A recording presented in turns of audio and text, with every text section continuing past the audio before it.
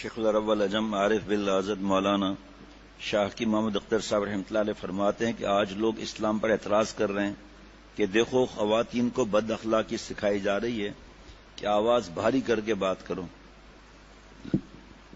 قرآن پاک کا حکم ہے نا، اے نبی کی بیویوں کر کے، لیکن لاکھوں اخلاق اس بد اخلاقی پر قربان ہو جائیں جو اپنے پیدا کرنے والے کو راضی کر لے. اخلاق کی تعریف سن لیجئے: مدارات الخلق، مخلوق کی خاطر تواضع اور ان کے ساتھ بھلائی، مع مراعات الحق، اللہ کے احکام کی رعایت کرتے ہوئے کرنے کا حکم ہے. واہ سبحان اللہ، کیسے پیارے الفاظ ہیں. اگر مہربانی کرنے سے اللہ ناراض ہو تو آپ کسی مخلوق کی مہربانی نہیں کر سکتے.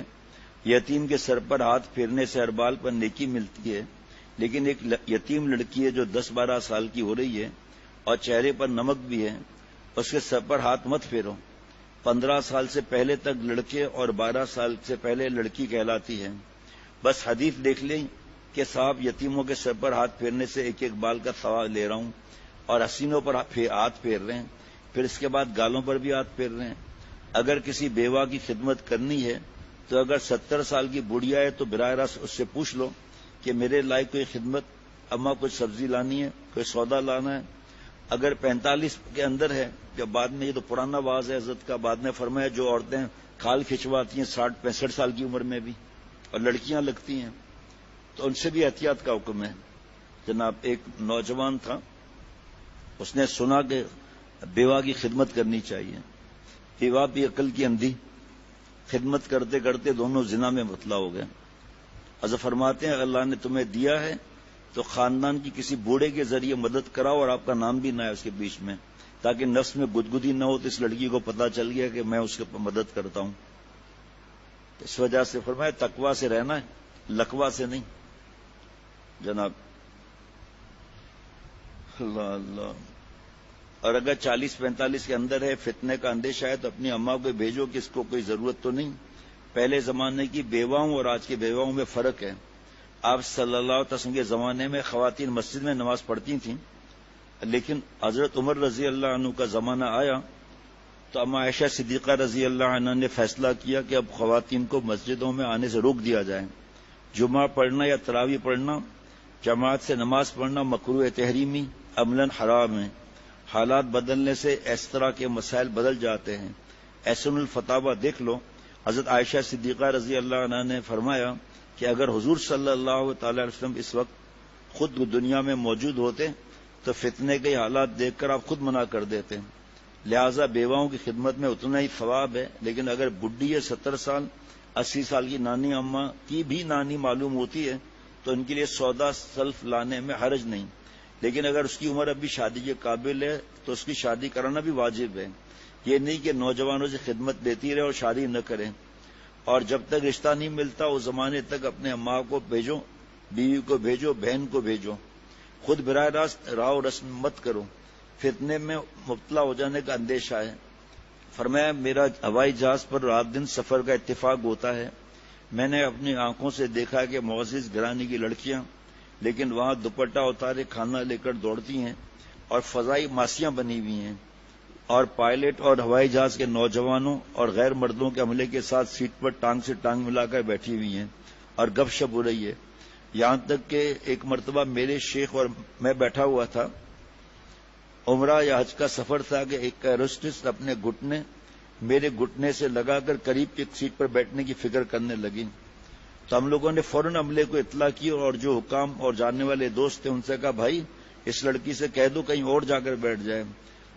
تو یہ آپ کی بہو بیٹی کی نظارہ بازی ہو رہی ہے. اب بتائیے کہ ان کے حسن کی وہاں بے حرمتی ہو رہی ہے یا اختر کی تقریر سے بے حرمتی ہوتی ہے. تمہیں اس بات کا تو غم نہ ہوا کہ بہو بیٹیاں باہر بے پردہ پھر رہی ہیں اور مرد ان کو بری نظر سے دیکھ رہے ہیں، وہاں بے حرمتی نظر نہیں آتی. آج لوگ کہتے ہیں صاحب حسینوں سے ایسی بات کریں گے تو ان کا دل ٹوٹ جائے گا. آواز باری کر کے شرعی عذر ہو تو بغیر شرعی عذر کے نام میں سے بات کرنا بخاری شریف کی حدیث پاک ہے، زبان کا زنا ہے. اور زنا العین نے نظر فرمایا آپ صلی اللہ علیہ وسلم نے، نظر بازی آنکھوں کا زنا ہے. کیا ہم تکرار کریں گے موبائل کی وجہ سے؟ کیا ہم مطالعہ کریں گے؟ کیا ہم استاد جی کا سبق دھیان سے سنیں گے. ان سب کے لیے تو یکسوئی چاہیے. موبائل میں یکسوئی کہاں؟ اللہ تعالیٰ سمجھ عطا فرمائے. فرمایا خود براہ راست راہ و رسم مت کرو، فتنے میں مبتلا ہو جانے کا اندیشہ ہے. اس بات کی وضاحت کر دی. اب بتائیے ان کے حسن کی وہاں بے حرمتی ہو رہی ہے یا اختر کی تقریر سے بے حرمتی ہوتی ہے؟ تمہیں اس بات کا تو غم نہیں ہوا کہ بہو بیٹیاں باہر بے پردہ پھر رہی ہیں اور مرد ان کو بری نظر سے دیکھ رہے ہیں، وہاں بے حرمتی نظر نہیں آتی؟ آج لوگ کہتے ہیں صاحب حسینوں سے ایسی بات کریں گے تو ان کا دل ٹوٹ جائے گا.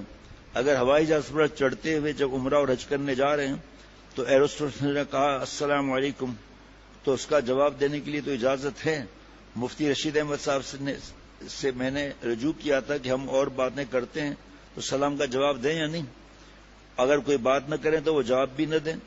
جب ہم ان سے چائے مانگتے ہیں، پانی مانگتے ہیں، 7 اپ مانگتے ہیں تو کیا وجہ ہے کہ پھر سلام کا جواب نہ دیں؟ جواب دینے کی گنجائش ہے.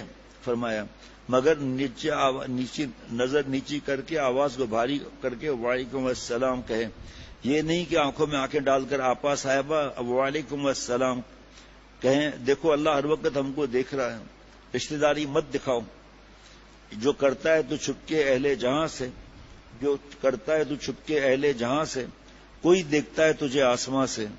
ایسے ملکوں میں جہاں عورتیں بے پردہ گھومتی پھرتی رہیں، ٹانگیں کھولی ہو، اور جب جہاز پر ایروسٹس آئے اور حاجی صاحب سے پوچھے حاجی صاحب گرم چاہیے یا ٹھنڈا، تو جن حاجی صاحب کو عقل نہیں وہ کہتے ہیں کہ دونوں چاہیے، اور پہلے 7 اپ پھر گرم گرم چائے، اور اس کے بعد آنکھوں کا زنا بھی کر رہے ہیں، دیکھے بھی جا رہے ہیں، اور تسبیح بھی جا رہی ہے، اور بڑے بڑے مسکرا کر باتیں کر رہے ہیں.